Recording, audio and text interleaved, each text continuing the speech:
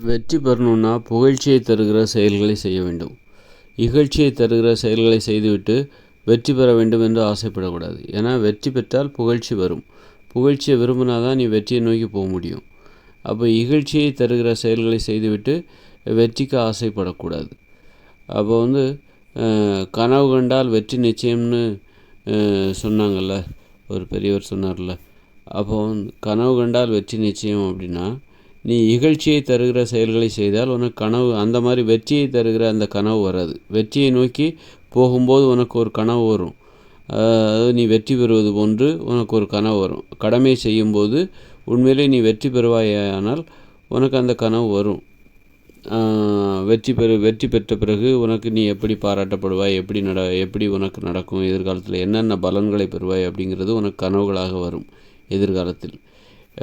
அப்போ அது போன்ற கனவு யாருக்கு வராதுன்னா, இகழ்ச்சியை தருகிற செயல்களை செய்கிறவர்களுக்கு அது போன்ற கனவுகள் வராது.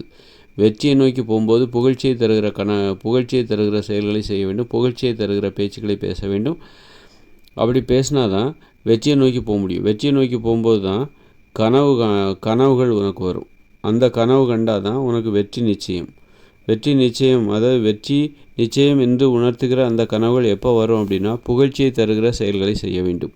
அப்போ தான் அந்த வெற்றி நிச்சயம் என்பதை உணர்த்துகிற அந்த கனவுகள் உனக்கு வரும். இல்லை என்றால் அந்த கனவு வராது. அப்போ இகழ்ச்சியை தருகிற செயல்களை செய்கிறவர்கள், இகழ்ச்சியை தருகிற பேச்சுக்களை பேசுகிறவங்க இருக்காங்களா, அவங்களுக்கு அந்த வெற்றியை முன்கூட்டியே உணர்த்துகிற அந்த கனவுகள் அவர்களுக்கு வராது என்பதை இதன் மூலம் நாம் தெளிவாக தெரியும். இப்போது கனவு கண்டால் வெற்றி நிச்சயம்னு சொன்னாங்க. அப்போது நீ இந்த புகழ்ச்சியை தருகிற செயல்களையும் பேச்சுக்களையும் பேசினால்தான் உனக்கு கனவுகளே வரும். கனவு கண்டால் தான் உனக்கு வெற்றி நிச்சயம். அதனால் எப்போவுமே நமது பேச்சுக்களில் புகழ்ச்சியை தருகிற பேச்சுக்களை பேசணுன்னு ஆசைப்படணும். புகழ்ச்சியை நோக்கி போகணும், இகழ்ச்சியை நோக்கி போகக்கூடாது. இகழ்ச்சிகளை தருகிற அதுதான் திமிரு. அதாவது யாரையும் நீ மதிக்கலை அப்படின்னா அதான் இகழ்ச்சியை தருகிற செயல்களை நான் செய்வேன்.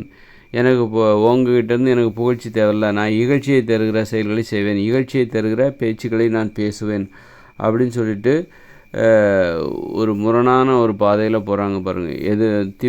திமிராக நடந்துக்கிறாங்கல்ல, அவங்களுக்கு வெற்றியும் கிடைக்காது. வெற்றியை முன்கூட்டியே உணர்த்துகிற அந்த கனவுகளும் வராது. அதனால் என்றைக்குமே மக்களிடம் பணிவாக நடந்து கொள்ள வேண்டும். மக்களை உயர்வாக நினைக்கணும். அப்போ தான் அவங்ககிட்டேருந்து பாராட்டு பெறணும் என்கிற எண்ணம் வரும்.